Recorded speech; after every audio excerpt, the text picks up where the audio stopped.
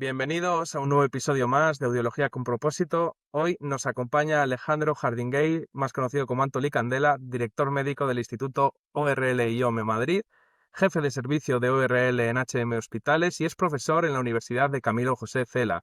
Es especialista en otología, con amplia experiencia en cirugía de oído medio, acúfenos, patología vestibular e implantología auditiva. También participa en foros internacionales como la Pulitzer Society con docencia y cirugía de oído. Alejandro, si tuvieras que presentarte más allá de lo que nos vayas a contar ahora, ¿qué nos puedes contar un poco más sobre ti?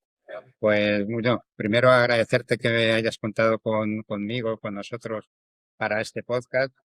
Bueno, lo que tal vez diría respecto a lo que a ti te interesa, que es la otología, que en el fondo es algo que yo he mamado en casa desde que era pequeño, porque mi abuelo era otorrino y específicamente dedicado a la otología. De hecho, fue pionero en técnicas quirúrgicas aquí en España.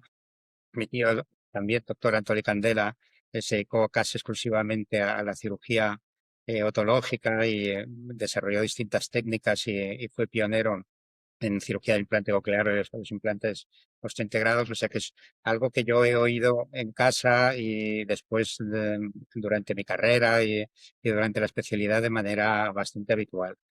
Pero claro, el oírlo en casa, como si dijéramos, no es suficiente y después tienes que estudiarlo y prepararte para que todo eso que has estado estudiando pues lo puedas entender y llevarlo a cabo y proponérselo y explicárselo a los pacientes e intentar ayudarles en lo que tú puedas, claro. Así que por lo menos me defino pues alguien que siempre se ha interesado especialmente por el oído, por la audición, por la otología, por el vértigo, por los acúgenos y que me he intentado formar lo más posible específicamente en este campo. Qué bueno. Tú vienes de una escuela muy clínica y aparte eres docente. ¿Qué decisiones podrías contarnos que hayan marcado tu forma de operar, enseñar o coordinar equipos? Porque aparte de todo lo que he mencionado, también eres director de médico en un hospital. En este sentido, la verdad es que tengo bastante suerte porque he contado con un gran profesor que fue el doctor Antolí Candela Cano. Aparte de todo lo que me ha enseñado respecto sobre la otología, fisiología, funcionamiento del oído, a las técnicas quirúrgicas, él ha tenido siempre una vocación muy docente. O sea, aparte de ser muy de enseñar a todos los que estaban, todos los del equipo que nos hemos dedicado al oído, como el doctor Alaride y yo ahora, Eh, le ha encantado siempre hacer cursos de cirugía, de disección, y verdaderamente siempre ha fomentado esa idea después con la integración en las universidades. Primero fue el CEU San Pablo y ahora la Camilo José Cela, pero siempre ha tenido esa vocación y eso nos lo ha inculcado a nosotros. A mí específicamente me encanta participar en todo tipo de colaboraciones y cursos e intentamos dentro de nuestras posibilidades dedicarnos bastante a esta parte, pero en el fondo he tenido mucha suerte porque he contado con grandes profesores. También es verdad que me he movido mucho porque yo creo que en medicina y sobre todo si te quieres dedicar a la cirugía hay que moverse por todo el mundo y ver vivir muchas experiencias para llegar a conclusiones, no solo con lo que ves de una sola parte, ¿no? Hmm. Hay una cosa que me genera curiosidad, que está en este tema seguramente podamos entrar luego, y es cómo has vivido tú esa transformación, ¿no? De la otología a lo que sería cuando te enseñó tu padre o tu familia a cómo es ahora, ¿no? Toda esa transformación. Hace poco tuvimos aquí a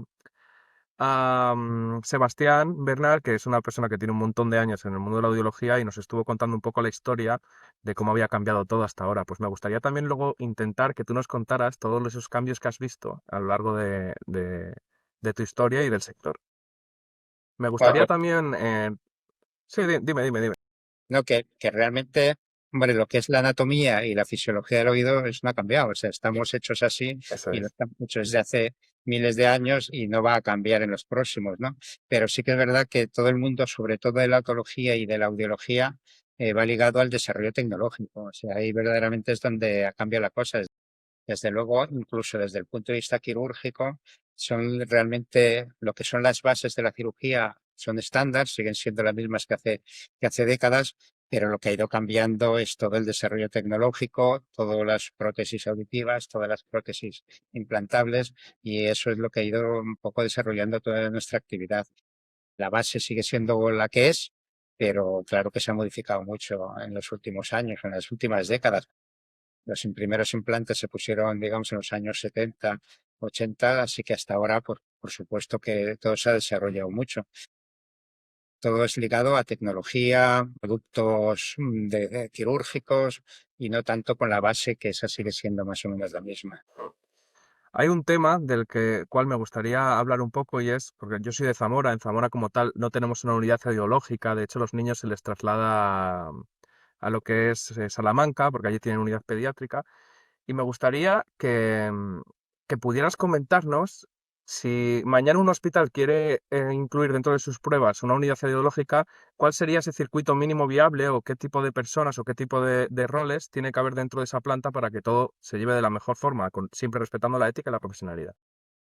Yo creo que lo que es muy importante es tener muy estandarizado desde que un paciente llega por un motivo etiológico hasta que sale con un diagnóstico, todos los pasos que deben dar.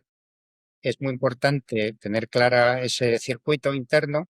Es muy importante contar con toda la maquinaria y tecnología necesaria para ello, porque yo creo que uno de los grandes déficits es que no todo el mundo dispone de la aparatología necesaria para realizar las pruebas. Después hay que realizarlas porque es absurdo hacer un estudio biológico parcial sin tener toda la información sobre la audición del paciente. Y después es muy importante no solo los aparatos, sobre todo es la formación del personal que se dedica a hacer las pruebas auditivas. Nosotros, como tal, los otorrinos no las solemos hacer en general. Nuestros audiólogos especializados con una formación clínica de muchos años de experiencia, y eso marca, creo, bastante la diferencia con otros centros, porque la audiología no es nada sencilla de hacer bien.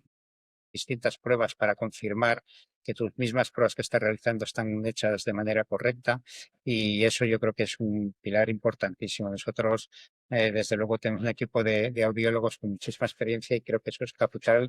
Incluso hay veces que confirmas con unos y con otros para batir posibles dudas audiológicas que puedas tener. Eso creo que es esencial.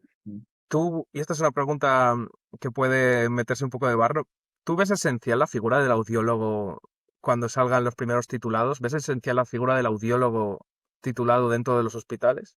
Bueno, ahí me estás pillando porque me estoy metiendo en un charco donde intento meterme a veces, porque todo eso, claro, ahora el problema está en que hasta ahora ya sí que hay como la figura del audiólogo y hay dos carreras. Hasta ahora todo era audioprotesistas, con una formación que yo entiendo que era limitada en cuanto a lo que es la clínica y la fisiología del oído, ¿de acuerdo? Entonces, creo que nos sirve de mucho saber hacer pruebas auditivas sin tener más claro cómo funciona el oído, las patologías, las diferencias que hay en función de los hallazgos. Y verdaderamente creo que ahora si el audiólogo va a tener una formación muchísimo más específica, y creo que por tanto mucho mejor, ¿no? La capacitación será mejor. Estas figuras existen en casi todo el mundo, menos no sé por qué en España, y la figura del audiólogo, que era el que hacía los potenciales evocados, quien te da directamente el diagnóstico y hacer el informe y todo eso. O sea, no es una cosa que tenía que hacer el otorrino. El audiólogo con una formación audiológica, quien se encarga no solo de realizarlas, sino de darte el informe diciendo este paciente tiene esto y tal, porque tiene una formación específica para eso.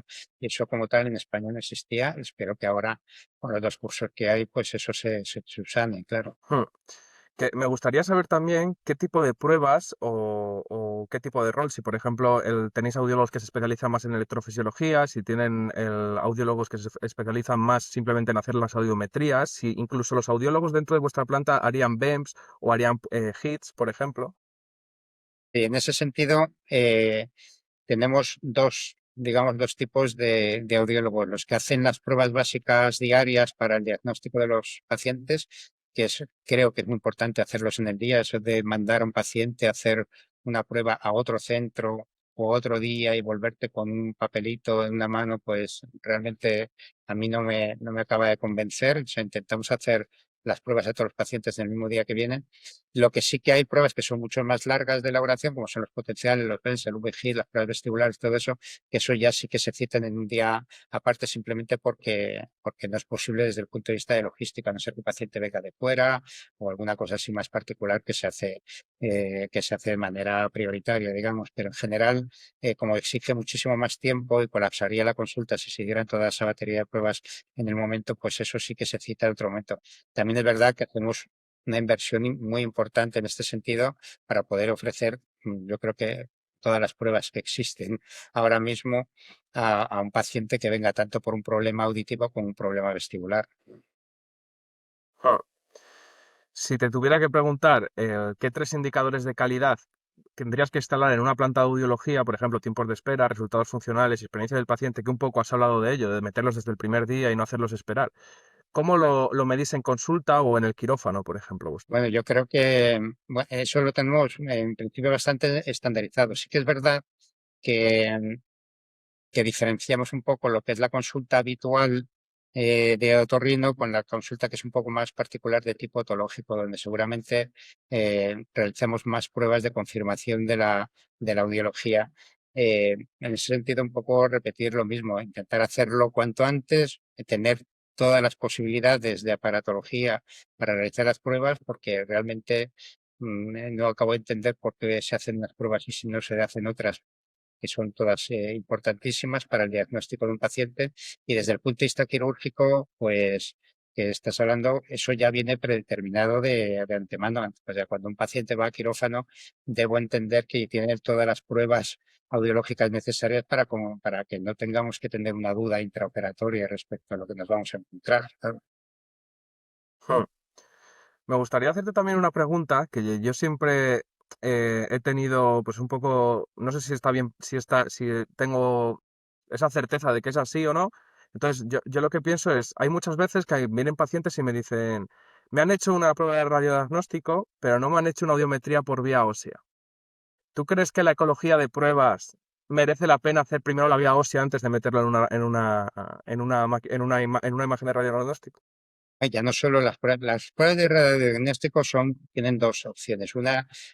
Dos motivos. Una es hacer un diagnóstico de confirmación de la audiología o de la anamnesis o de la clínica del paciente, y la otra es descartar posibles patologías que pueden originar los síntomas que te cuenta el paciente, pero realmente no te dan mucha información sobre la causa, la etiología de la enfermedad del paciente. Y por esos motivos se hacen.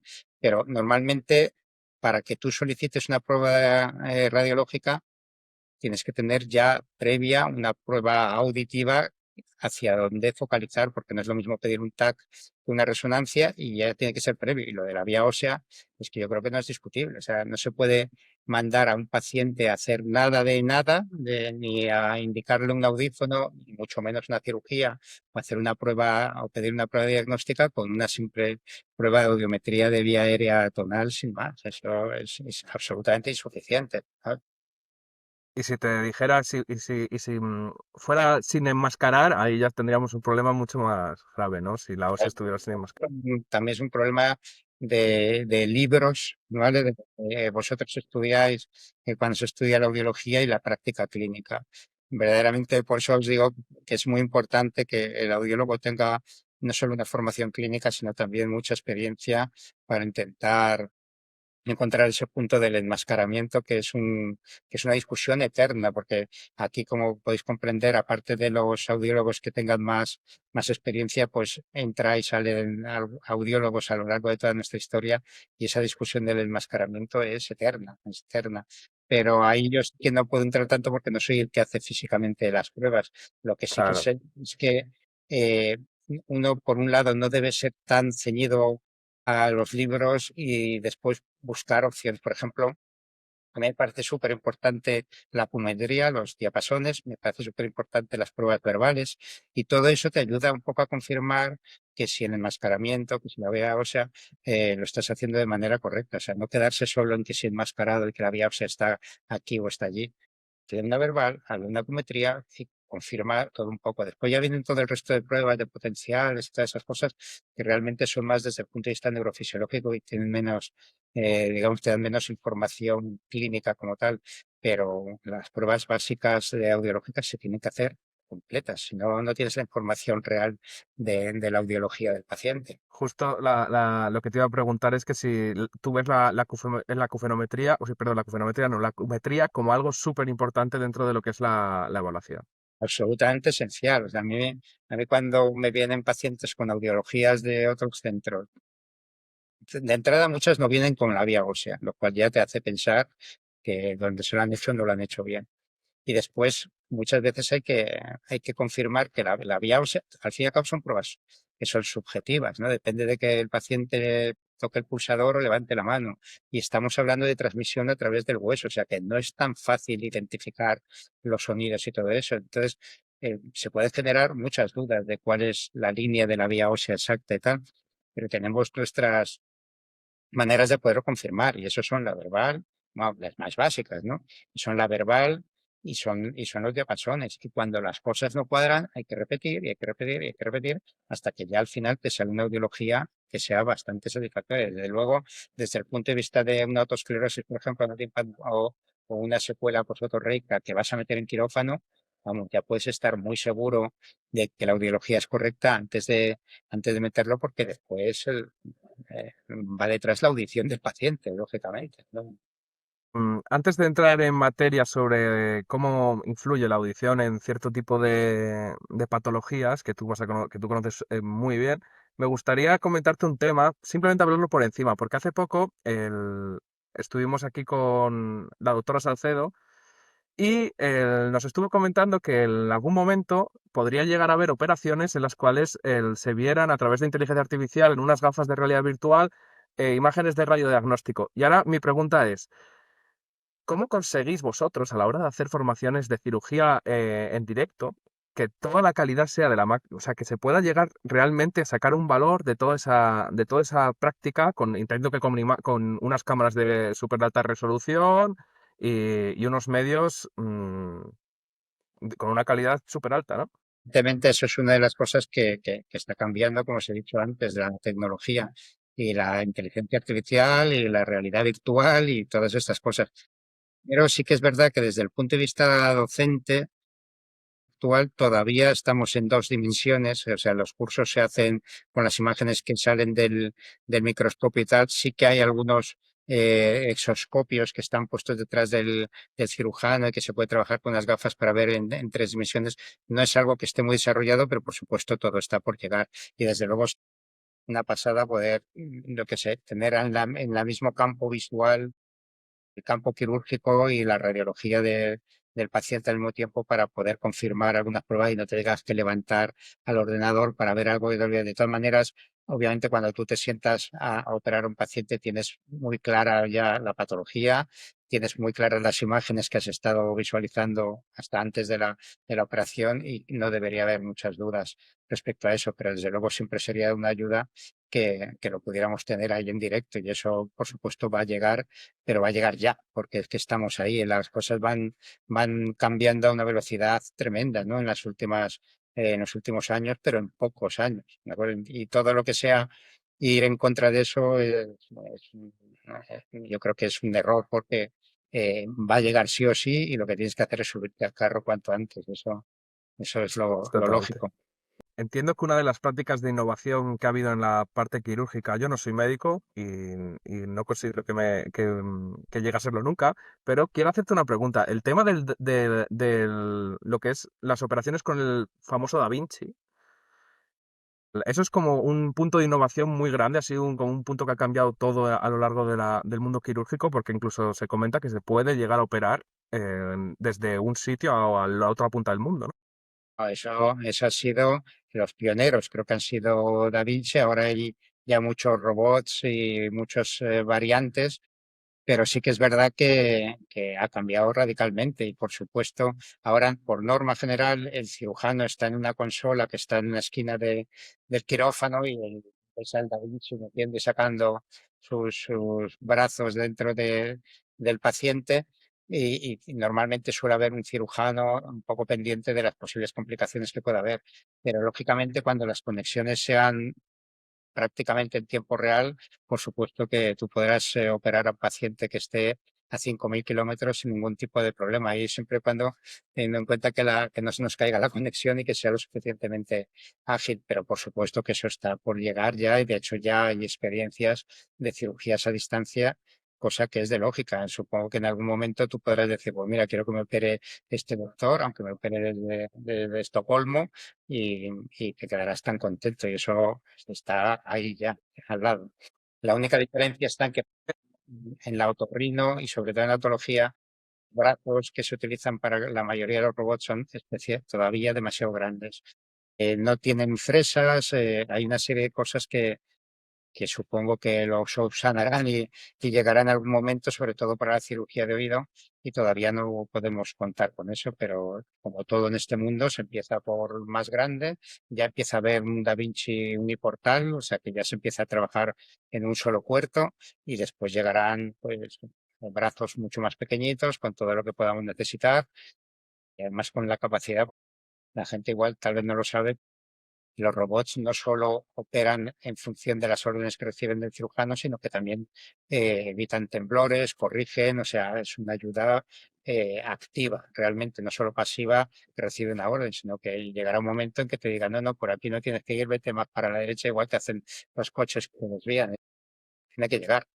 Lo que no sé es cuándo nos quitarán de en medio a los cirujanos, pero supongo que en algún momento también llegará, ya veremos. Yo espero que nunca. Hay una, hay una cosa que, eso es uno de los valores que se habla mucho aquí en el podcast, sobre todo porque si hablamos mucho de ética, de inteligencia artificial en salud, sobre todo hablar de la ética y del valor humano que nunca se debería perder, ¿no? A mí si me dices a día de hoy, y yo valoro muchísimo la inteligencia artificial, pero si me dices que me vas a operar y que no va a haber un cirujano, me acojonaría a maldecir, ¿eh? Pues fíjate, ya inteligencia artificial, supongo que lo habéis visto todos, están empezando a ver resultados en cuanto, yo qué sé, de ver imágenes de radiología o de dermatología, que son lo más, digamos, más fácil de entender, donde el nivel de acierto es muy elevado.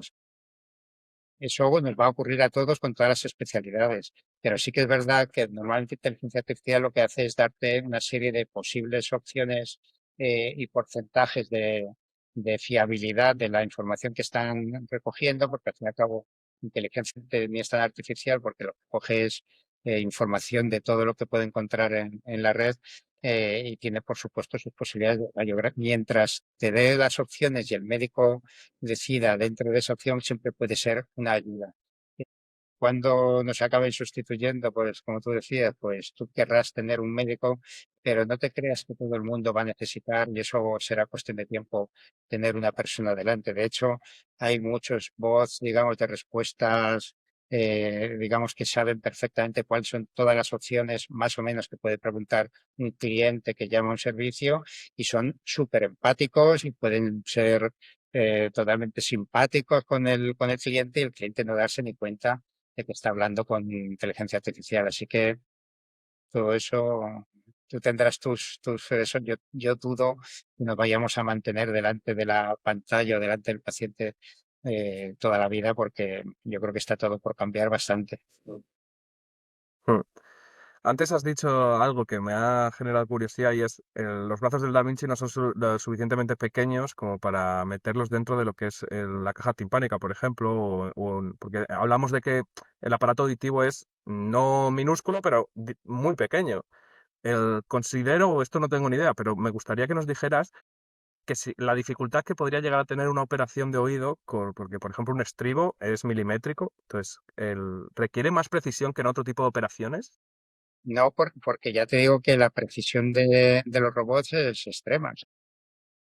Es tan milimétrico como tú. De hecho, en cirugías todavía abdominales, todo eso, Da Vinci puede obtener una serie de grados de acceso que no llegas ni con la paroscopia ni con acceso directo, lo que es mucho más complicado. O sea que realmente es un refuerzo en muchas situaciones. Y en el oído, pues obviamente es una cuestión de tamaño. Todo, yo quiero pensar que en algún tiempo llegará. El oído, la dificultad que tiene es que normalmente hay que fresar, o sea, es decir, hay que quitar hueso a través de un trépano, digamos, eso produce un calor y necesitas una irrigación y después eh, claro, hace falta tener una cierta sensación táctil, que eso sí que lo tienen los robots y por supuesto el problema del tamaño. Cuando todo esto más o menos se resuelva y se pueda tener, porque aspiradores ya tienen, se pueda resolver eso, supongo que empezaremos a hacer cirugía autológica con robots. Hmm. Me gustaría ahora entrar directamente en el tema de la patología y me gustaría hablar de algo que muy pocas veces se diagnostica y por lo menos donde yo lo veo, muy pocas veces se opera. Y es decir, la autoesclerosis. ¿Cómo le explicas a un paciente qué es y por qué se debe operar y cuál sería la diferencia entre una estapedectomía y una estapedotomía y qué expectativas auditivas realistas marcas a 6 o 12 meses? Es decir, ¿qué sesgos auditivos pueden traer esta patología posoperación? Nosotros, como tenemos una, digamos, una escuela de cirugía del estribo de muchos años, porque mi abuelo empezó en los años 50 a realizarla aquí en España, realmente para nosotros es muy habitual el diagnóstico de autoesclerosis y recibimos muchísimos pacientes con ya diagnosticados o que se acaban diagnosticando autoesclerosis. La esclerosis, al fin y al cabo, lo que hay que tener en cuenta es que no es una enfermedad que afecta al estribo, es una enfermedad de todo el hueso que lo que tiene alterado es, digamos, su destrucción y formación, ¿no? Lo que se llama el proceso de otoscongiosis y otosclerosis. Entonces, esto afecta a todo el hueso, principalmente en la zona de la físula antefenestra, bueno, cercano a la platina del estribo y por tanto fija el estribo y no lo deja transmitir el sonido, que es lo más habitual, pero también hay focos pericocleares alrededor de la cóclea que lo que acaban es induciendo una pérdida de audición de oído interno. Así que aunque la audiología típica de una autoesclerosis es una hipoacusia de transmisión, puede ser mixta y puede ser neurosensorial pura, incluso ser neurosensorial severa o profunda y tener como única opción el implante coclear. Pero la mayoría de los pacientes lo que más afecta es el estribo y lo que hacemos es la operación de sustitución del estribo por una prótesis, que es lo que se llama estapedectomía o estapedotomía. Estapedectomía implica retirar prácticamente todo o parcialmente el estribo y colocar o no un injerto y después la prótesis. Y la estapedotomía consiste en realizar un orificio, un, una pequeña, un pequeño orificio sobre la platina y sobre él es donde se introduce la prótesis que vamos a usar. Esencialmente son muy parecidos porque lo único que estás haciendo es eliminar un hueso que está fijo y hacerlo viable a través de una prótesis que se mueve por el martillo y por el yunque, que son los dos últimos huesos que te contactan con esta prótesis. El utilizar una técnica u otra también son cuestión de escuelas. Hay gente que aprende esta pedotomía, hace siempre esta pedotomía. Nosotros, por ejemplo, hacemos esta pedectomía posterior con láser. En el fondo son un poco la formación de cada uno, el estudio de los resultados propios, que eso es otra cosa que debería ser muy importante, pero al fin y al cabo son técnicas con muchísima experiencia, con millones de pacientes ya operados y ya muy, muy superadas y que deberían tener un porcentaje de éxito muy elevado. A nivel de expectativas auditivas, ¿esos pacientes pueden llegar a tener secuelas auditivas o se le podría llegar incluso a recuperar completamente la audición? Ahí depende de cómo esté la vía ósea, ¿de acuerdo? Y hay que ser muy claro con el paciente respecto a las posibilidades de ganancia auditiva. Si la hipoacusia es puramente transmisión, nosotros lo que hacemos es contarle nuestra estadística, que es nuestra estadística. O sea, no utilizamos estadística de cirugías de otros centros o de cosas que están publicadas. Nosotros creo que tenemos un porcentaje de éxito muy elevado y un porcentaje de fracaso muy bajo. Si alguien te dice que te va a operar de estapedectomía o estapedotomía y no hay ninguna posibilidad de que se pierda audición, te está mintiendo. O sea, eso siempre existe. Y lo que es muy importante, obviamente, es ganar audición, pero lo que es mucho más importante es no tener un porcentaje elevado de fracaso, o sea, de pacientes que pierden audición con la, con la operación, que en nuestro caso es de un 0,5% de los pacientes, es decir, un paciente de cada 200, como así, ahí están, ¿no? Y respecto a la recuperación auditiva, pues depende del tipo de pérdida de audición. Obviamente, si la hipoacusia es de transmisión pura con una vía ósea conservada, tenemos las posibilidades de oír fenomenal, muy bien, con alto porcentaje de éxito. Obviamente, a medida que va bajando la vía ósea, pues la recuperación será parcial. Y si la vía ósea está muy comprometida, el paciente debe saber que va a recuperar hasta un cierto punto, incluso que puede ser que recupere y precise un audífono a pesar de la ganancia auditiva. En eso hay que ser muy sincero con el paciente y explicarle muy bien hasta dónde puede llegar. De hecho, si la vía ósea está relativamente afectada, es posible, como sabes, pase de tener una hipoacusia mixta a tener una hipoacusia neurosensorial y que el paciente pues esté muy contento porque oye más, pero siga teniendo una discriminación verbal regular y aún así precise del uso de una prótesis auditiva. O sea que eso, lo que es importante es hacer bien las pruebas, hacer bien la vía ósea, sacar bien los diapasones, dejarle muy claro al paciente qué es lo que puede obtener. Hmm. Ante esta patología, ¿el escotoma de Carhart es un rasgo clave o vosotros automáticamente directamente descartáis con radiodiagnóstico Ahora, y de ahí lo veis? la audiología es el primer punto esencial. Un escotoma de Cajar que es en 2 kHz es relativamente frecuente. Hay un pequeño escotoma en 500 también que lo podemos ver, pero la audiología es quien te da el diagnóstico. Las pruebas de imagen, sobre todo el TAC, en muchos casos obviamente casi debería ser obligatorio porque no solo te da información de la presencia de focos de otosclerosis, sino que te da información pues de cómo está el nervio facial, cómo es el nicho de la ventana oval, si está afectado si tenemos una tercera espira alrededor de la cóclea, que te va a decir mucha información sobre el pronóstico a largo plazo del paciente.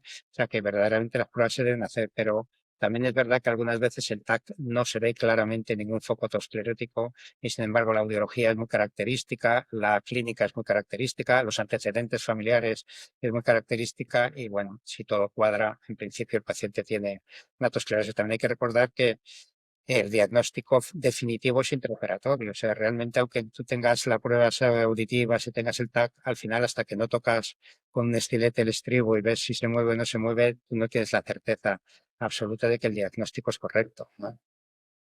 Hmm. De hecho, una de las preguntas era qué decisiones intraoperatorias son las que más condicionan ese gap aéreo óseo y el resultado funcional a medio plazo. O sea, ¿en qué os Bueno, fijáis los...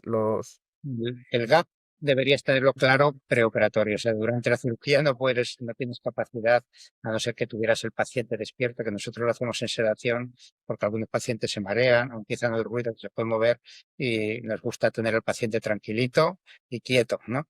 Pero, lo que es la vía ósea y el gap lo tienes que tener muy claro, el umbral diferencial, muy claro preoperatorio. Después ya no tienes opción de hacer ningún tipo de prueba. Lo que sí que es verdad es que ahí ya depende de la experiencia y de cuántos casos operas a lo largo de un año, por ejemplo, de tu vida, para saber si hay una fijación o no del estribo, porque hay veces que la supraestructura del estribo, lo que es el arco del estribo, puede tener una cierta movilidad y sin embargo haber una fijación de la platina. Es decir, al fin y al cabo también depende mucho de la experiencia del cirujano para saber y tirar, pero también es verdad que tú no puedes ser absolutamente consciente de que si se mueve un poco, eso quiere decir que hay una fijación limitada. Si no se mueve nada, está claro que no se mueve, pero si hay un poco de movimiento, no puedes saber si es mucha o poca, porque no hay posibilidad de saberlo. No hay ninguna prueba de flujo de laminar o lo que sea para saber cómo se mueve el estribo. Entonces te tienes que fiar un poco de la audiología previa, de tenerlo muy claro, si puedes de la radiología y de tu experiencia. ¿Mm? Hmm.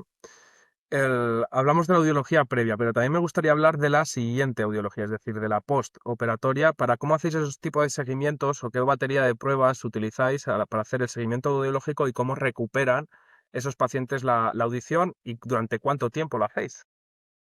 Nosotros, como estándar, se hace una audiometría tonal, vulgar corriente, a la semana, que es cuando se quita el merocel y los puntitos del injerto.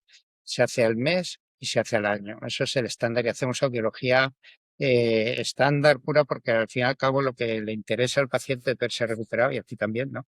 Se ha recuperado el gap, el umbral diferencial y se está oyendo mejor. Sí que es verdad que en los pacientes que tienen la vía ósea más afectada, es importante. Al principio no, porque al principio la voz que escuchan es un poquitín distorsionada, o sea, la calidad no es la ideal. Al cabo de unos días, una semana se va volviendo todo mucho más natural. Entonces, hacer una verbal al mes no te va a dar mucha información porque todavía el paciente y sobre todo el cerebro del paciente se está habituando a la nueva audiología. Pero a lo mejor en esos casos, esperar hasta el año es demasiado, se pueden ver a los 3 meses o a los 6 meses para ver cómo va la logobiometría, la discriminación verbal del paciente y si necesita algún tipo de entrenamiento auditivo o terapia audioverbal o un apoyo con audioprótesis para mejorar todavía más su calidad auditiva.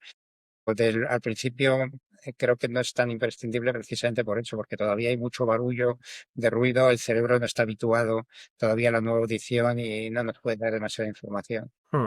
Entiendo que para esos tipos de terapias incluís incluso logopedas dentro de vuestro equipo multidisciplinar para ese tipo de rehabilitaciones.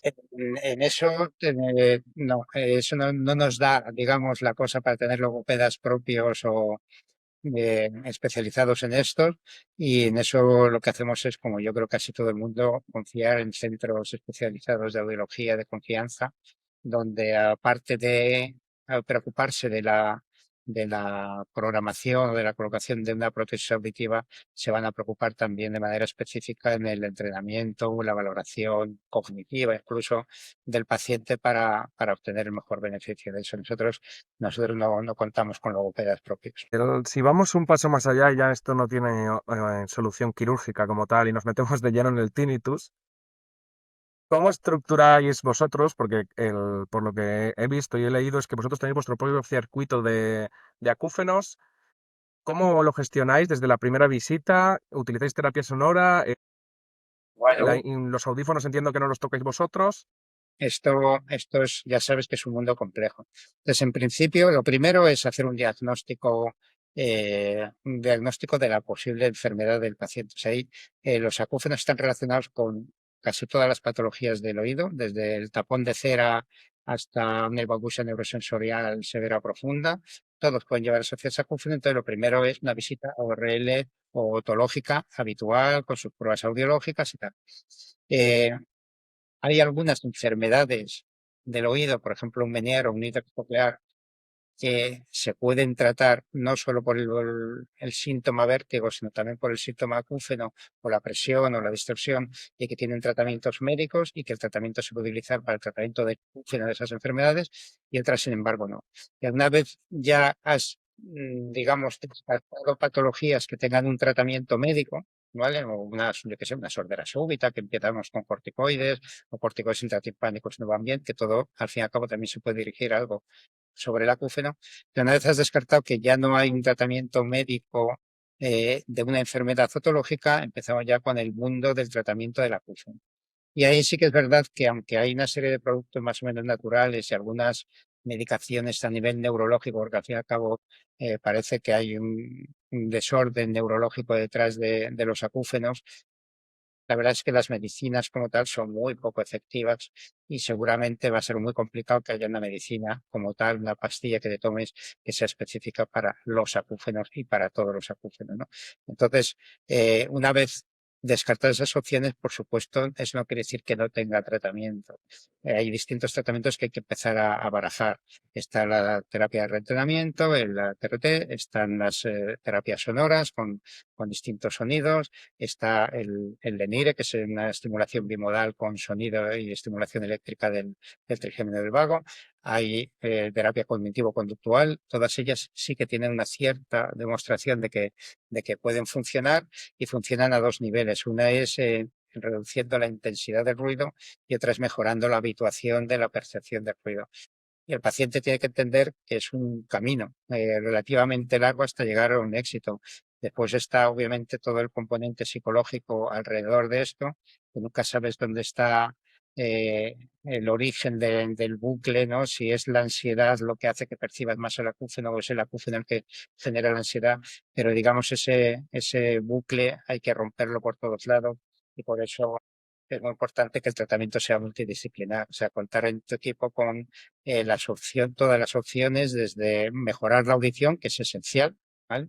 De hecho, hay mucha gente que tanto por operarse como por ponerse una prótesis auditiva puede disminuir la intensidad del ruido o puede tolerarlo mejor, hasta pues tratamientos psicológicos y barajar todas las opciones. Lo más importante es no decir, mira, esto no tiene solución y te lo comes con patatas. Hay muchas opciones que podemos ofrecer a los pacientes en función de cómo es el ruido, si son somatosonidos, una cosa puros, pero siempre hay algunas opciones que podemos ofrecer a los pacientes para mejorar su calidad de vida y su percepción del ruido. ¿Puede ser que te lleguen a consulta personas con el acúfeno que no sepan que tenía un problema por detrás y que quizás con una operación o con cualquier otro tipo de tratamiento se vean paliado? Claro que sí, eso hablado es el de la tosclerosis. Los síntomas de la tosclerosis es el de hipoacusia, pero suele ir asociado a acúfenos y suele ir asociado a algún tipo de desequilibrio, no suelen ser mareos. De ahí a que por una estapedectomía el acúfeno se vaya a quitar, pues no, a ver si vamos a aquí decir, mira, te voy a operar de la autoesclerosis y te voy a curar el acúfeno. Eso no debe ser la idea con la que el paciente debe ir a quirófano. Pero sí que es verdad que cualquier mejoría auditiva, sea por un audífono como por un buen resultado de la cirugía, puede hacer o desaparecer el acúfeno, puede hacer que mejore o puede ser que si no cambia mucho la percepción del acúfeno mejore por la mejoría auditiva. Así que sí que es verdad que se debe aconsejar a un paciente que se opere también por el acúfeno, pero que no te lleve a la idea de pensar que te estoy diciendo que hay una operación para quitar a los acúfenos, porque eso no es así. ¿No? Si nos metemos ya directamente en un tema que para mí me resulta más complejo, no tanto seguramente o equilibrado con el del acúfeno, que es la patología vestibular. ¿Qué algoritmos utilizáis vosotros para la decisión clínica y qué criterios de alta tenéis, por ejemplo, con el Meniere o la neuritis vestibular? Porque a todos los pacientes entiendo que se les ingresan durante unos días o simplemente cuando la crisis de vértigo Eh, es muy alta. La patología vestibular tiene mm, varias cosas a favor y alguna en contra. La que es más en contra es que es un poco cajón desastre. No hay muchos otorrinos como tal que les guste dedicarse a la autoneurología porque son síntomas que se mezclan mucho y después porque son pacientes que realmente no todo el mundo está capacitado para tener tiempo y dedicarles, que son pacientes que igual que los de los acúfenos, que necesitan una dedicación.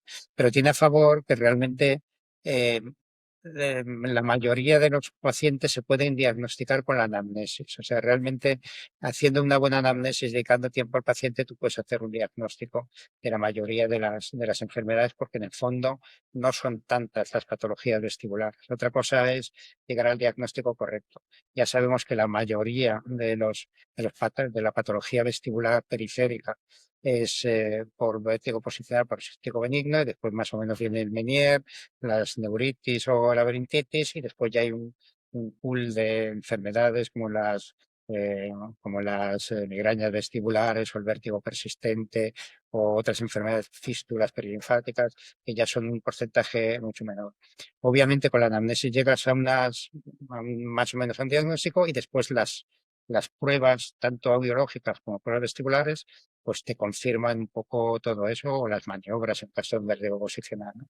O sea que es relativamente sencillo. Lo que pasa es que exige una dedicación muy específica, unos conocimientos muy específicos y después una aparatología que es cara, para ser sinceros, que no todo el mundo puede disponer de ellas, pero que obviamente te da esas pruebas que has dicho, los BEMS y el VGIT, pues te dan una información enorme. De hecho, todas las pruebas vestibulares habituales y clásicas, las pruebas calóricas, la rotatoria y todo eso, pues en muchos centros se están ya prácticamente sustituyendo por un VGIT y unos BEMS, pero sí que es verdad que no debería ser así. O sea, todas las pruebas nos dan información sobre el estado del paciente, no solo a la hora del diagnóstico, sino también de evaluar la evolución, ¿no? Porque todo esto se cuantifica casi numéricamente y nos puede dar mucha información de la evolución del paciente y del diagnóstico, claro.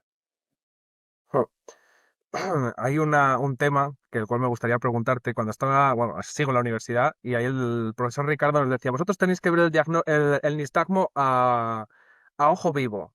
Y yo digo, joder, esto es imposible, ¿cómo voy a ver el nistagmo a ojo vivo? Así entiendo que era como se hacía hace unos años y ahora ya simplemente con una VNG o o una UEGIT podríamos llegar a verlo, ¿no? Claro, bueno, está muy bien lo de el dedito, está muy bien usar las gafas de Frentzen, pero hoy por hoy yo creo que ya se puede grabar, lo puedes tener esa información, puedes compararla, puedes ver pequeñas cosas que a vista va a ser muy complejo y lo que es más, ni siquiera tienes que preocuparte de hacer tú el análisis, o sea que ya los programas informáticos analizan el nistagmo, te dan una serie de gráficas específicas que tú puedes controlar, te dan incluso una idea, igual que hablabas de la inteligencia artificial, una idea de nistagmo, qué significado tiene, prevalencias, o sea que realmente hoy por hoy, hombre, está muy bien para un primer diagnóstico en urgencias o para hacer un poco de seguimiento más o menos habitual, pero un diagnóstico correcto de un paciente otoneurológico debería ser realizado con todas estas pruebas que ya hoy por hoy son relativamente estándar en lo que debería ser una unidad de otoneurología. Vosotros entiendo que dentro de vuestro hospital trabajáis también la parte de rehabilitación con fisioterapeutas y, por ejemplo, ¿cómo traducís esas pruebas, esos V-hits o esos BEMS a...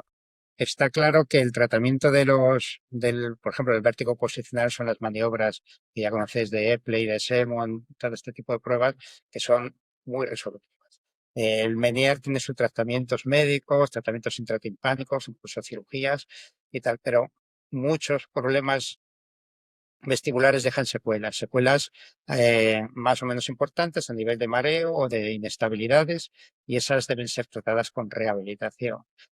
Clásicamente ha habido pues, un posturógrafo, distintos aparatos para hacer rehabilitación vestibular, ¿no? Que son característicos, y ahora desde hace tiempo hay una rehabilitación por realidad virtual que en nuestro centro lleva un fisioterapeuta especializado en rehabilitación vestibular. O sea, ni siquiera lo hace un otorrino, ni siquiera lo hace un audiólogo, es alguien con una experiencia brutal en este tipo de campos y que es que está implementando y está consiguiendo unos resultados pues que no se consiguen tan bien con los aparatos convencionales. Pero sí que es verdad que la rehabilitación es una parte, yo creo que esencial en el tratamiento de las secuelas de los problemas vestibulares en muchísimos pacientes, porque no todo el mundo tiene las crisis de vértigo intenso, no todo el mundo tiene esos mareos fuertísimos, sino que hay muchos pacientes que quedan con unas ciertas secuelas de mareos relativamente frecuentes, inestabilidades, que deben ser tratadas también, y eso solo se consigue no tanto con una medicación que ya todos conocéis, sino sobre todo con rehabilitación. con esa famosa compensación, ¿no? Que la llaman los fisioterapeutas. Exactamente. Hace poco, yo no sabía ni que existía. Me entero de que existe un tipo de psicólogo que se llama psicólogo especializado en patología vestibular. ¿Y tú crees que esto, porque considero que es una práctica que al igual con personas que sufren crisis vestibulares crónicas, podría llegar a ser incluso algo que les, para llevarlo, esa ansiedad, ese estrés, que podría incluso aplicarse en los protocolos hoy en día, ¿no? Vamos a ver, tanto para los problemas vestibulares como para los problemas de acúfenos, de tinnitus, el componente psicológico es muy importante. Eso es una realidad, ¿no? Hasta el punto de que puede ser desencadenante, puede empeorar la sintomatología, pero cualquier tipo de patología psicológica o psiquiátrica, tanto algo más sencillo como una ansiedad, como trastornos obsesivos, como esquizofrenia, cualquiera que esté en depresión, por supuesto, todos tienen mucha interacción con la enfermedad y con la percepción de la enfermedad.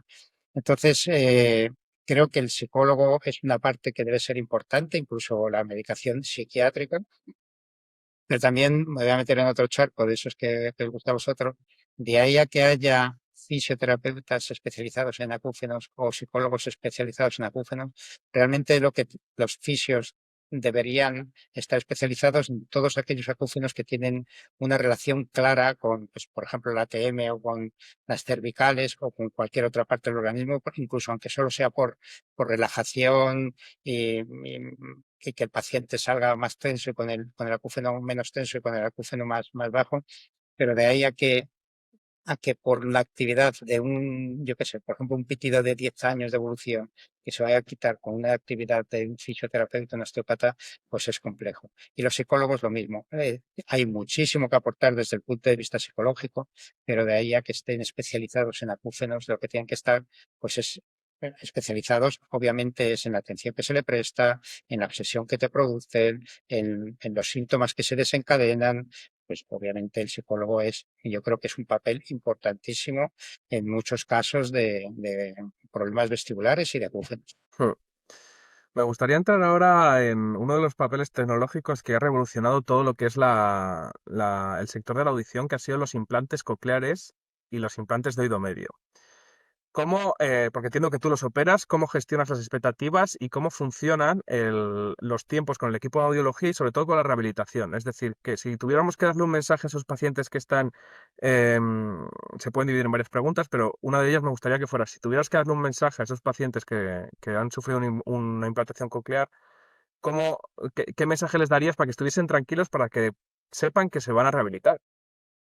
Yo creo que los implantes cocleares es uno de los milagros, digamos, de la biotecnología, ¿no? De la bioingeniería. Es decir, yo creo que igual que otras prótesis que te puedes poner en el organismo, un marcapasos o una prótesis de cadera y tal, obviamente te dan una calidad de vida enorme. Yo creo que hacer que un sordo oiga no es comparable. O sea, todavía, por ejemplo, el ojo, que es un órgano que más o menos podría ser similar, está lejos de alcanzar el resultado que se obtiene con un implante coclear, y los implantes cocleares que ya llevan, hay millones de pacientes implantados y se empezaron a hacer, el doctor Antoli Candela empezó a hacer el primer implante coclear multicanal, porque antes se había hecho en Barcelona por el doctor García Ibáñez, el monocanal, pero el multicanal lo hizo el doctor Antoli Candela y se hizo en los años 80, me parece. O sea que realmente ya llevamos 40 años de evolución de los implantes cocleares y creo que no es discutible que, que dan un beneficio asombroso. Es decir, no hay que esperar, han cambiado también mucho las indicaciones, ya no hay que esperar que el paciente esté sordo de los dos oídos y no oiga nada. Cuando un paciente ya con el máximo de potencia y el máximo de programación de un audífono no obtiene suficiente beneficio, más allá de los niños que nacen sordos. Eso ya es otro discurso que es indiscutible, ¿no? Eh, ya es candidato a un implante coclear. Y decir a los pacientes que los implantes cocleares funcionan sí o sí. O sea, otra cosa es que si has esperado demasiado y tu cerebro ya ha abandonado la idea de que la información que recibe del oído va a ser útil y entonces el resultado va a ser realmente es por tiempo de evolución, por un montón de cosas que no son debidas directamente al implante coclear. El implante coclear va a hacer oír a un paciente que no oye, eso es así. Hay casos muy específicos de malformaciones cocleares, cosas ya que se escapan y que son muy puntuales, pero un niño que nace sordo no tiene por qué serlo. Un niño que va quedándose sordo a lo largo de su vida no tiene por qué serlo, y un adulto que va quedándose sordo no tiene por qué serlo. O sea, siempre desde el punto de vista de prótesis auditivas o de implantes vamos a encontrar una solución.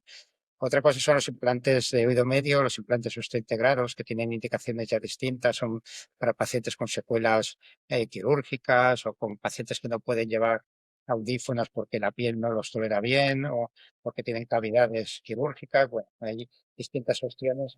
El evento del oído es que es relativamente fácil de estimular, tanto por vía aérea como por vía ósea o por vía eléctrica coclear.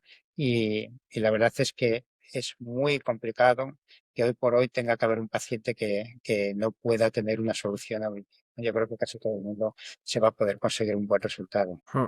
De hecho, dentro de poco tenemos aquí a Waldo Nogueira, que nos va a explicar un poco sobre toda esta investigación que está realizando, sobre cómo ahora se intenta, ¿no?, respetar esa audición residual que queda en la cóclea, de la cual no se quiere, esos electrodos no quieren pasarlos por ahí, ¿no? ¿Verdad? Ahí estás hablando un poco de los implantes híbridos y todo eso, y sobre todo de las técnicas quirúrgicas de soft injection, o sea, de intentar conservar los restos auditivos que pueda tener el paciente. Pero no se te olvide que realmente el futuro no es que los implantes sean mejores o que conserves los restos auditivos, sino llegar a no tener el problema. Es decir, el futuro está más en las terapias génicas, que ya tenemos centros aquí en España, en el Ramón y Cajal y en Barcelona, que están desarrollando y consiguiendo resultados óptimos con niños con problemas genéticos específicos. O sea, todavía estamos en el comienzo. No se trata tanto de hacer oír a un sordo, sino de que no haya sordos o que se puedan rehabilitar de alguna manera. Las células madre creo que están un poquitín más lejanas porque el oído es un órgano muy complejo. eh, por ejemplo, comparándolo con la retina del ojo, es muy difícil que las células madres formen un aparato de Golgi, una membrana de Reissner, un oído interno. Es de alta dificultad, pero sin embargo ya se están consiguiendo resultados para regenerar las células ciliadas con terapias génicas, y yo creo que eso es un futuro que llegará. O sea que la idea no es tanto ponerle un implante coclear a un niño que nace sordo, sino conseguir que el niño oiga, que eso es el futuro. Y por supuesto, todo lo que me cuentes de conservación de los restos y tal, pues bienvenido, pero hacia ahí es donde estamos yendo ahora. O sea, cuando te refieres con con las terapias génicas es todo lo que ahora se ha puesto muy en auge, que es el tema del estudio de la autoferlina y cómo... Ahora, por ahora están, creo, solo trabajando con la autoferlina, que es un gen que produce hipoacusia neurosensorial severa profunda. Detrás vendrán todo el resto de genes que podamos conocer. Por eso también sería importante. Lo que pasa es que en España eh, la seguridad social no tiene la posibilidad de abarcar a toda la población y privadamente es muy caro. Pero por eso se intenta un poco recomendar a los pacientes que tienen hipoacusias hereditarias, es decir, que tus padres o tu padre oye mal, tus abuelos, tus tíos, o sea que claramente hay un componente hereditario a que se hagan estudios genéticos. O sea, ya sabemos muchísimos de los genes que producen hipoacusia, o sea que la idea es simplemente saber si tu pérdida de audición está relacionada con alguno de los genes ya conocidos. Y la otra cosa es que, bueno, no todo el mundo tiene que tener un gen ya conocido, sino que la información que recibas de tu familia pues puede ayudar a la ciencia a conocer nuevos genes que estén relacionados con hipoacusias. Y el futuro vendrá por ahí, por simplemente no solucionar un problema de pérdida de audición, sino que el paciente no llega a tener la hipoacusia generada por esa, digamos, malformación de un gen, ¿de acuerdo? O varios genes. Hmm, claro.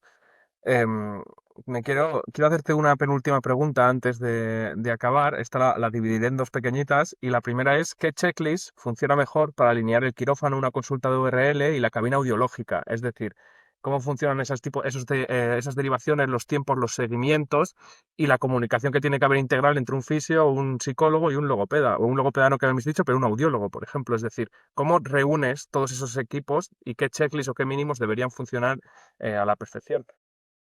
Pues yo creo que eso, por eso te digo que es la experiencia del equipo con el que tú cuentas, eso yo creo que son estándares que ya tienes preestablecidos. O sea que desde que llega el paciente hasta que llega al quirófano, sigue un protocolo que es habitual en todos. Por supuesto, siempre algunas patologías exigen unas pruebas específicas aparte, alguna cosa así, pero tú en el fondo ya tienes estandarizado cómo vas a llevar.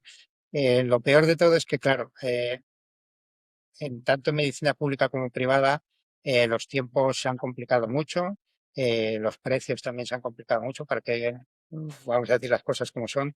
Entonces, muchas veces se rebaja la calidad en función de estas cosas. Y yo creo que es algo que debemos intentar evitar. O sea que tienes que mantener esos estándares de calidad, de ofrecer a los pacientes todas las pruebas que tienes que realizar para que lleguen a quirófano o que lleguen a la prótesis auditiva o al implante con el diagnóstico de certeza más aproximado posible.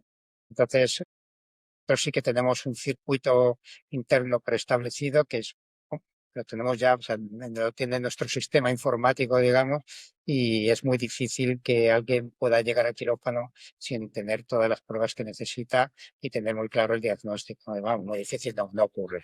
¿Vale? Entiendo que en la segunda pregunta así pequeña que te iba a hacer era que entiendo que vosotros sí que trabajáis con un protocolo de ototoxicidad y por ejemplo, sí que es verdad que yo aquí no lo he visto mucho y cómo funciona un protocolo de ototoxicidad para que gente que nos vea, que trabaja en hospitales en los cuales igual no se plantea esta idea, cómo podrían plantearlos. Un Es protocolo, una pregunta perdona, que me he inventado, ¿eh? a ver, un protocolo de. Ototoxicidad. Bueno, respecto a la autotoxicidad, también es un mundo complejo. Nosotros tenemos un listado, digamos, de tóxicos que podemos dar a los pacientes. El problema está en que el listado de tóxicos es enorme, ¿no? Son varias hojas seguidas, dependiendo un poco de las organizaciones que sigas, el listado es mayor todavía o menor. Y el problema está en que no todos los, digamos, ototóxicos, aunque hay algunos muchos más evidentemente ototóxicos, como puede ser el ácido acetilsalicílico o los antibióticos, eh, ¿cómo se llaman? Del grupo de la gentamicina y todos estos, que claramente son ototóxicos. Pero después hay un montón de fármacos que tienen una posible ototoxicidad y que tú realmente cuando estás tomándolos no sabes si te va a afectar a ti o no. y ahí entras en conflicto con otras especialidades. Por ejemplo, es bastante habitual tomar el ácido, la aspirina, digamos, de manera habitual cuando hay procesos coronarios o tromboembólicos crónicos. Y esos son fármacos que son autotóxicos. De ahí a decir al paciente que debe abandonar esos tratamientos por la posible toxicidad es complejo, igual que con algunos diuréticos, igual que con estos antibióticos aminoglucósidos. O sea, realmente es muy complejo decirle a un paciente que debe abandonarlo por el posible problema que ha de hacer, por ejemplo, con quimioterápicos. Pero sí que es verdad que normalmente existen opciones no autotóxicas que se le puede ofrecer a un paciente y que tenga el mismo efecto y que hay que intentar buscar si ya, sobre todo, tenemos un paciente que tiene algún tipo de pérdida auditiva. Pero ahí es un mundo que es complicado, ¿eh? Porque normalmente te estás metiendo en otras especialidades que, que dices, "Oye, tengo que dejar de darle este medicamento que está funcionando por una posible toxicidad". Incluso si hay una hipoacusia, por ejemplo, casi todas las hipoacusias neurosensoriales son progresivas y unas más lentas, otras más rápidas. Poder asegurar que una evolución de una hipoacusia neurosensorial sea debida o no a un autotóxico es imposible. Entonces hay que jugar un poco con la anamnesis. Obviamente es muy claro que en algunos pacientes empiezan un tratamiento y pero la audición, pues obviamente habría que suspenderlo y buscar otra alternativa, pero otros no es tan sencillo. Hay que ser un poquitín cautos y respetuosos con las otras enfermedades que tiene el paciente y por otro lado, hombre, obviamente si se pueden evitar, pues lógicamente evitarlos. ¿Y lo trazabilizáis vosotros? Es decir, vosotros hacéis en ciertos casos cuando sabéis que puede haber un problema, un estudio pre y post tratamiento. Sí, por ejemplo, nosotros en el hospital, sobre todo, donde vemos muchos pacientes de oncología y muchos pacientes que deben de tener tratamientos que son potencialmente tóxicos, se les hacen pruebas auditivas pre y post tratamiento para hacer un poco de seguimiento. Especialmente es importante ahí la colaboración con oncología, pues porque son ellos los que tienen que, al recibir el paciente, que no necesariamente tiene que haber pasado por un otorrino, si perciben que el paciente tiene algún tipo de problema auditivo, se ha explorado primero por un otorrino, porque ya te digo, hay algunos tratamientos que son claramente tóxicos y que si la alternativa es viable para el tratamiento del paciente, pues se debe valorar cambiar el tratamiento y de hecho ocurre en algunos casos. Pues para la última pregunta, esta es una pregunta que siempre le hacemos a todos nuestros invitados y es a los jóvenes audiólogos que nos estamos formando y a los futuros otorrinos que nos escuchan, ¿qué tres aprendizajes te habría gustado saber cuando empezaste en todo esto? Y la siguiente sería, ¿a qué colega te gustaría que escucháramos en este podcast para seguir aprendiendo de voces con propósito? No, ahí me metes en un lío con la última pregunta, pero no te voy a decir un colega, te voy a decir varios. Respecto a la primera, a ver cómo lo digo. Está muy bien. Seguramente en todos los centros de formación la formación es adecuada, fenomenal. Además, hay que seguir unos estándares que supongo que marca el Ministerio de Educación o el de Sanidad. Pero yo creo que el mayor consejo que puedes hacer es no quedarte solo con lo que tú estudias o solo con lo que has oído, observado de tus profesores, por mucho respeto que les tengas y por mucho muy grandes que te parezca que tengan. Hay que salir, hay que ir a otros centros, hay que ir a otros centros de otros países, hay que moverse y comparar y aprender, porque realmente el éxito, digamos, a lo largo de tu carrera va a ser el conocimiento y manejar distintas opciones. Y eso no lo vas a conseguir solo con un año, 2 años, 5 años de clases de universidad. Y lo que es más importante es la experiencia. Así que el consejo, yo creo que tanto en un otorrino como una moverse, ver otros centros, ver otras maneras de hacer las cosas y sacar conclusiones de todo lo que puedes observar. Eh, Quedarse quieto con lo que ha aprendido de Felipito, de un tal no sé cuántos, y hacer siempre lo mismo, creo que es un error. Hay que abrirse y ampliar tus perspectivas y ampliar tu manera de realizar las pruebas y analizar los resultados. Cuanto a quién me gustaría que, que tuvieras aquí, eso es muy complicado. Yo creo que en España tenemos grandísimos otorrinos, grandísimos otólogos. Hay una escuela de otorrino que yo creo que no puede envidiar ningún país. De hecho, yo que sí que tenía la suerte de ver a estar en muchos centros de Europa y de Estados Unidos y de ver a muchos profesionales, creo que no hay nada en España que hagamos peor o que no hagamos mejor que en otros sitios, desde el punto de vista tecnológico y desde el punto de vista quirúrgico, pero sin ninguna duda. Pero yo si tuviera que, hay una serie de nombres, yo creo que más por experiencia, ¿no? Porque conocimiento, pues más o menos lo puedes conseguir todo el mundo, pero por experiencia, por formación, sí que yo creo que cualquier audiólogo o cualquier otorrino, yo claro, los que conozco más son los otorrinos, no tanto los audiólogos, deberíais poder intentar invitar. Yo creo que por experiencia, bueno, lo que me toca a mí sería Paco Antolio Candela, pero al mismo nivel, exactamente al mismo, monta tanto uno como otro es Emilio García Ibáñez. Sí que es verdad que los dos seguramente que te pueden hablar de cualquier tema de otología y de actividad quirúrgica como nadie en España. Y eso en cuanto a otología creo que son los pioneros, ¿no? En cirugía otológica y con una experiencia brutal de la que ya no podemos ni siquiera pensar. Pues me encanta por conocimientos, también por experiencia Manuel Manrique, de Lacún, Miguel Aristegui, del Gregorio Marañón, y después ya estamos los más jóvenes que somos varios, tanto en Madrid como en Barcelona, como en, en Bilbao, en Sevilla, en, en, en todo el norte de España. Yo creo que esos tres nombres, si quieres contar con alguien con muchísima experiencia, con muchísimo conocimiento, serían Paco Antonio Candela, Emilio García Ibáñez, Manuel Manrique y Miguel Aristegui. No me voy a mojar con uno porque no es posible. Cada uno son muy especialistas, todos tienen una amplia experiencia y todos te podrían dar un montón de información y de conocimientos y de experiencias propias.